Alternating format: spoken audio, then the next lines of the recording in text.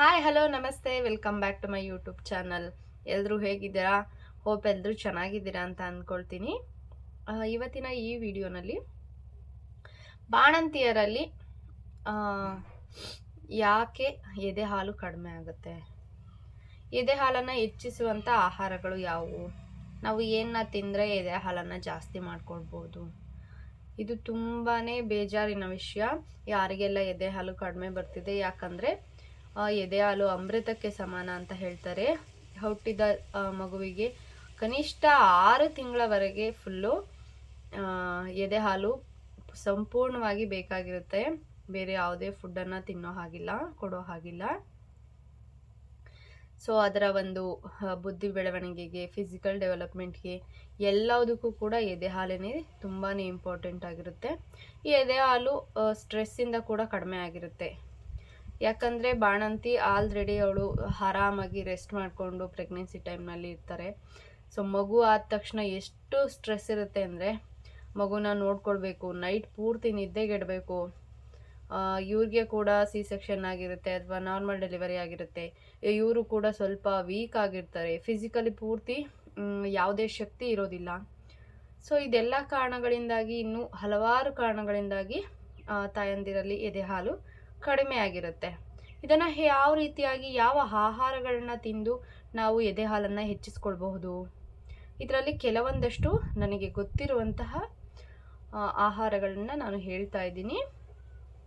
So ಮೊದಲನೇದಾಗಿ ಮೆಂತ್ಯ ಕಾಳು. ಇದನ್ನು ರಾತ್ರಿ ನೀರಿನಲ್ಲಿ ನೆನೆಸಿ ನೀರನ್ನು ಕುಡಿಯುವಂಥದ್ದಾಗಿರ್ಬೋದು.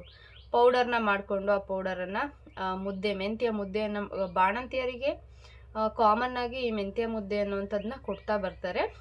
ಸೊಂಟ ಎಲ್ಲ ಶಕ್ತಿ ಚೆನ್ನಾಗಿರುತ್ತೆ ಅಂತ ಹೇಳಿ, ಏನು ಪ್ರಾಬ್ಲಮ್ ಆಗಬಾರ್ದು, ಸೊಂಟ ನೋವು ಬರಬಾರ್ದು ಮುಂದೆ ಅನ್ನೋ ಕಾರಣಕ್ಕೆಲ್ಲ.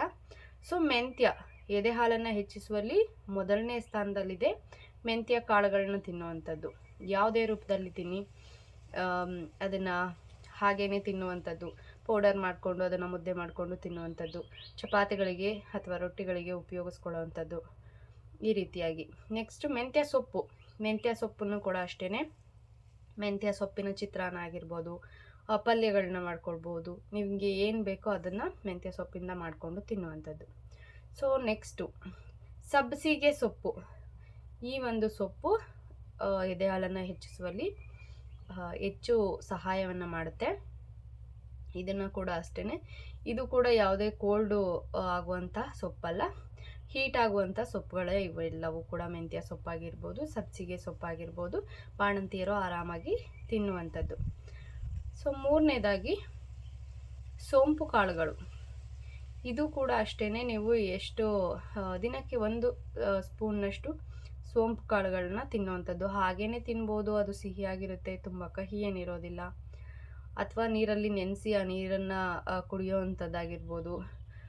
ಬೇರೆ ಯಾವುದೇ ಒಂದು ಆಹಾರಕ್ಕೆ ಅದನ್ನು ಸೇರಿಸಿ ತಿನ್ನುವಂಥದ್ದಾಗಿರ್ಬೋದು. ಈ ರೀತಿಯಾಗಿ ಮಾಡ್ಕೊಳ್ಬೋದು.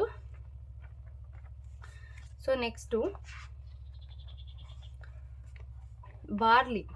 ಬಾರ್ಲಿ ಅಕ್ಕಿಯನ್ನು ಸೇವಿಸುವಂಥದ್ದು. ಇದು ಕೂಡ ಒಂದು ಎದೆ ಹಾಲನ್ನು ಹೆಚ್ಚಿಸುತ್ತೆ. ಬಾರ್ಲಿ ಅಕ್ಕಿಯನ್ನು ಗಂಜಿ ಮಾಡಿಕೊಂಡು ಕುಡಿಯುವಂಥದ್ದು. ಅಕ್ಕಿಯನ್ನು ಸ್ವಲ್ಪ ಪ್ರಮಾಣದಲ್ಲಿ ಬಿಸಿ ಮಾಡಿ ಅದನ್ನು ಪೌಡರ್ ಮಾಡಿ ಅದರಿಂದ ಗಂಜಿ, ನಾರ್ಮಲ್ ಆಗಿ ನೀವು ರವೆ ಗಂಜಿಯನ್ನು ಯಾವ ರೀತಿ ಮಾಡ್ತೀರಾ ಅದೇ ರೀತಿಯಾಗಿ ಬಾರ್ಲಿ ಗಂಜಿಯನ್ನು ಮಾಡಿಕೊಳ್ಳುವಂಥದ್ದು. ನೆಕ್ಸ್ಟ್ ನೀವೇನು ಊಟ ಮಾಡ್ತೀರಾ ಎಲ್ಲದನ್ನು ಬಿಸಿ ಬಿಸಿಯಾಗಿ ತಿನ್ನುವಂಥದ್ದು. ಅದರಿಂದ ಕೂಡ ಎದೆ ಹಾಲು ಹೆಚ್ಚಾಗ್ತಾ ಇರುತ್ತೆ. ತಣ್ಣಗಿರುವಂಥ ಆಹಾರಗಳನ್ನ ತಿನ್ನಬೇಡಿ, ಆದಷ್ಟು ಬಿಸಿ ನೀರನ್ನು ಕುಡಿಯುವಂಥದ್ದು. ಯಾವುದೇ ಒಂದು ಊಟನ ಆಗಲಿ ಮಾಡಿದ ತಕ್ಷಣ ಬಿಸಿ ಬಿಸಿಯಾಗಿ ತಿನ್ನುವಂಥದ್ದು. ನೆಕ್ಸ್ಟು ಹಾಲು ದಿನಕ್ಕೆ 1 ಲೋಟದಷ್ಟಾದರೂ ನೀವು ಹಾಲನ್ನು ಕುಡಿಯುವಂಥದ್ದು. ಹಾಲಿನಲ್ಲಿ ಕ್ಯಾಲ್ಶಿಯಂ ಕಂಟೆಂಟ್ ಜಾಸ್ತಿ ಇರುತ್ತೆ, ಅದರಿಂದ ಕೂಡ ನಿಮ್ಮ ಎದೆ ಹಾಲಿನ ಉತ್ಪಾದನೆ ಜಾಸ್ತಿ ಆಗುತ್ತೆ. ನೆಕ್ಸ್ಟು ನಿಮಗೆ ಕೊಟ್ಟಿರುವಂತಹ ಕ್ಯಾಲ್ಶಿಯಂ ಮತ್ತು ಐರನ್ ಟ್ಯಾಬ್ಲೆಟ್ಗಳನ್ನು ಕರೆಕ್ಟಾಗಿ ತಗೊಳ್ಳುವಂಥದ್ದು. ಸೊ 6 ತಿಂಗಳವರೆಗೆ ನಿಮಗೆ ಅಥವಾ 3 ತಿಂಗಳವರೆಗೆ ಆದರೂ ಕ್ಯಾಲ್ಶಿಯಂ ಟ್ಯಾಬ್ಲೆಟ್ಸ್ಗಳನ್ನು ಕೊಟ್ಟಿರ್ತಾರೆ. ಅದನ್ನು ಕಂಪಲ್ಸರಿಯಾಗಿ ರೆಗ್ಯುಲರಾಗಿ ತಗೊಳ್ಳುವಂಥದ್ದು. ಒಳ್ಳೆಯ ಪ್ರೋಟೀನ್ ಯುಕ್ತ ಆಹಾರಗಳನ್ನ ತಗೊಳ್ಳುವಂಥದ್ದು. ಹಸಿರು ಸೊಪ್ಪು, ತರಕಾರಿಗಳನ್ನ ತಿನ್ನುವಂಥದ್ದು, ಚೆನ್ನಾಗಿ ಪ್ರೋಟೀನ್ ಇರುವಂತಹ ಆಹಾರ. ನೀವು ಎಷ್ಟು ಚೆನ್ನಾಗಿ ಊಟವನ್ನು ಮಾಡ್ತೀರಾ ಅದೇ ಪ್ರಮಾಣದಲ್ಲಿನೇ ಎದೆ ಹಾಲು ಬರುತ್ತೆ. ನೀವೇ ಏನು ತಿನ್ನಲಿಲ್ಲ ಅಂತಂದಾಗ ಎದೆ ಹಾಲು ಕೂಡ ಕಡಿಮೆ ಆಗ್ತಾ ಬರುತ್ತೆ.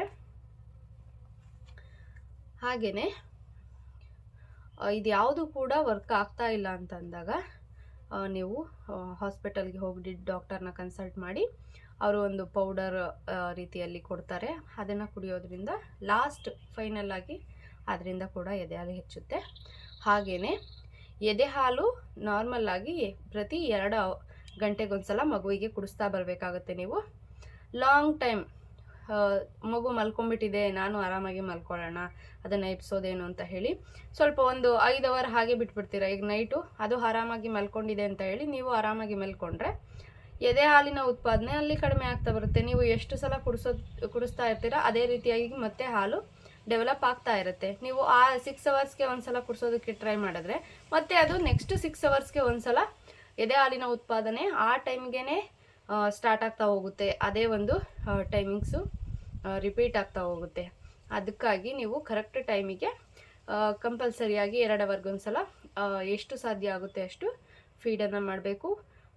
ಒಂದು ಸಲ ಒಂದು ಎದೆನಲ್ಲಿ ಕಂಪ್ಲೀಟಾಗಿ ಹಾಲನ್ನು ಕುಡಿಸ್ಬೇಕಾಗುತ್ತೆ. ಅದಾದ ಎದೆ ಹಾಲಿನಲ್ಲಿ ಗಟ್ಟಿ ಹಾಲು ಕೂಡ ಇರುತ್ತೆ.